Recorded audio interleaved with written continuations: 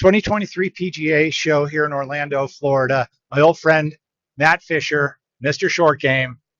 Good to see you, Matt. You too, Pete. It's a pleasure. Yeah, we got our start here. Well, I mean, I got my start here 20 years ago. You started coming, helping me film Yep. some videos. And one morning you woke up and said, Pete, I registered MrShortGame.com, and I consider myself a connoisseur of the domain name. What did I say to you?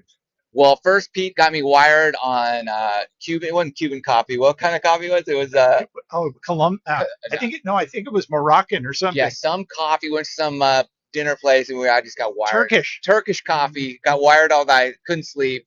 Mr. Short Game popped in my head, and bought every domain I could that night, and then that was the beginning of Mr. Short Game. Thanks to this guy. Yeah, and because I got so mad at you that day, you shot like 71, hitting like 8 greens, kicked my butt, and that's the key to golf, right? The short game. And you go to his channel, and you got everything there. Yeah. So we primarily focused on short game at the beginning, and kind of evolved from there. But the short game was pretty good that day, I'll tell you. Yeah, and you love to have fun. So like country club tours. I mean, tell me about how you do some of this stuff. You're like a commando going into Trump National or something like that. I did have permission for the Trump National one, but others I haven't had permission for. And you just kind of shoot first, ask questions later. And I've had to apologize many times. It's all part of the deal. But I go in just rogue style, shoot, use iPhone, camera, whatever. And sometimes I act like I'm supposed to be there with the camera. Other times I'm hiding it pretty good. Why do you think those are so popular? I mean, what is it about a country club?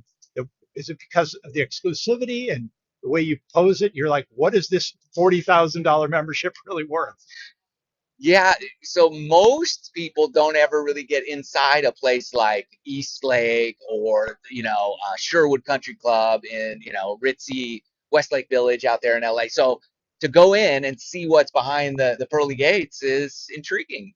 Yeah, and you take them in there, and you're going in the locker room, you're shoeing up, and you're lucky enough you have a really nice golf game, Matt. And there was a period of time where I think you're trying to make senior tour, or what's your status right now? Yeah, we all have dreams of being a professional golfer, right? Anybody who's ever picked up their stick. So uh, I I play rounds where if I were in a qualifier that day, I would have made it. And so, but unfortunately, I can't use that round as my qualifier round. But you never know when you catch lightning in the bottle. The senior tour, the qualifiers are typically one round and you're in, like even the U.S. Open and that kind of stuff. So you just sign up, you play.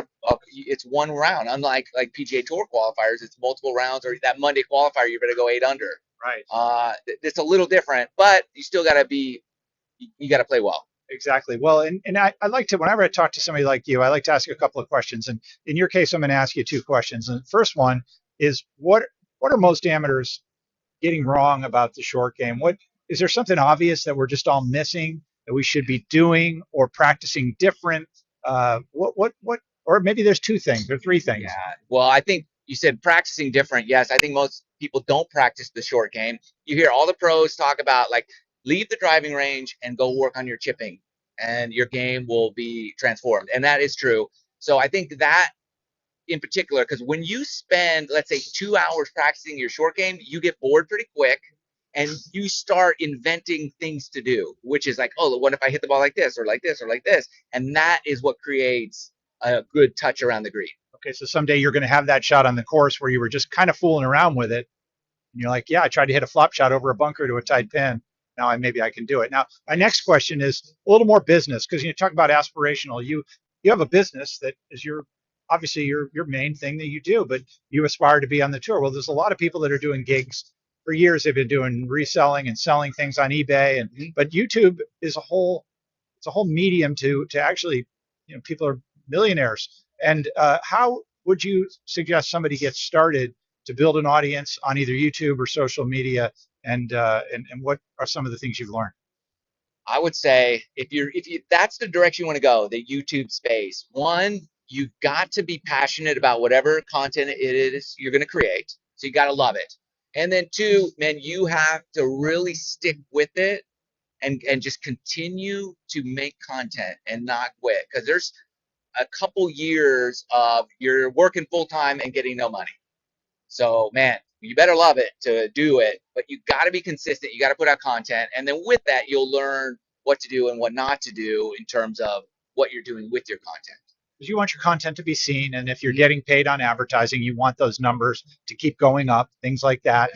It's been a real pleasure, even today, just walking around with you. And I don't know how many times when you weren't with me today, but twice when you were with me, somebody recognized you and genuinely thanked you for the content. And one of the gentlemen that came up to you said exactly what we're talking about. He said he aspires to have a channel like yours. So good on you for doing it.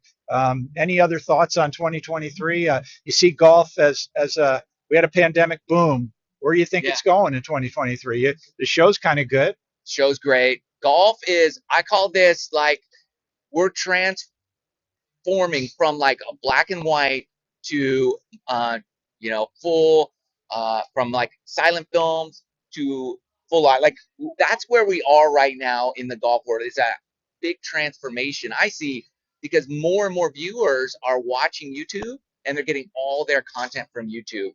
So it's good. It's kind of a shakeup for golf because golf has really been television based, and now it's a lot of the new viewers are coming through YouTube, which is good. We just got to figure out how to continue to grow that, and what's going to happen with it. It's really kind of an unknown territory. So as this show is for a lot of PGA pros are here, right? The PGA of America has to take notice that people like you are teaching golf, and you don't want to compete with them, but you have your specialty. But if they're smart, they should probably have some YouTube content. We know that Phil records videos. A lot of the pros do, and they're really good at it. I love the videos from Padraig Harrington. Those are really good. Yeah. I mean, a lot of these guys are starting. You see a lot of the pros starting YouTube channels and doing stuff in a different way. And there's a very different, let's say if you're teaching golf, it's very different on YouTube versus in person. It's totally different. You cannot do the same thing you would in person as you do on the television because it just doesn't translate. Like here, I've got to do really exaggerated things to get you to do one little tweak to help you get better. So as these PGA professionals, and they all should have some type of social media YouTube platform so that it just helps get their name out there to more people, more potential people visiting them for in-person lessons. It's a great way to grow your own personal brand and business. I love that. So that's a positive message. Obviously, there's a lot of people here this year, and the ones that embrace technology in all fronts really are doing well. Last time we were together in person filming some short game videos, we did it at Bob Lampkin's course from Lampkin Grips. And you like to invent shots, and the time wasn't the one hop and stop, but it was something like that. So remind me of that shot, and do you have a shot you're inventing right now? Inventing? Well, I don't know if I can. I'm going to challenge you for 2023. Yeah. Well, it was kind of that low spinning check shot, and I think what's interesting, and I get this all the time, every time I do that shot, is I open up the face of a high lofted wedge, and people always say every time, "How can you hit it low if you're opening the face?" And you can do it. It's a very awesome shot to pull off, and it's a lot more consistent than people think. You can open the face and flop it a mile in the air, inconsistent but fun. Or you can open the face and hit it low at the same time.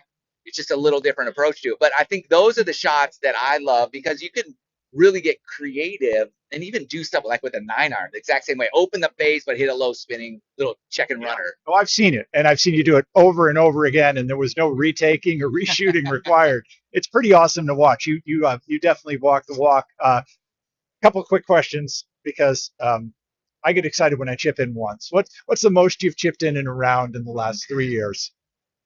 I mean, I've chipped in 3 or 4 times in a round, probably 4 times, where a couple are just right off the green, and you're like, it's one of those where you are looking to make it because it's pretty close, and then you're hot, and then sometimes that has led to the 30-yard chip ins, and you're just like, what are you gonna do? You just throw your hand, and then you start dropping 30, 40-foot putts on top of that.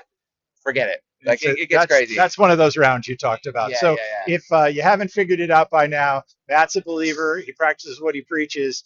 And maybe all of us, I'm chipping this year. One of the things, I used to putt from off the green all the time, and it becomes a self-fulfilling prophecy. You just keep wanting to putt from longer distances because you actually get pretty good at it. But this year I've been chipping more already, and I'm noticing I'm being more confident. So we got to chip, we got to hit shots, and when I go to the range, I'm going to try some wild shots. I love it. because I might have them. Thanks, Matt. Thanks so much for supporting amateurgolf.com. We're going to probably go on a trip this year somewhere. Yeah. You know? Yeah, I'm looking forward to it. It's going to be a good year. Okay, cool. Matt Fisher, Mr. Short Game. Golf.com. I said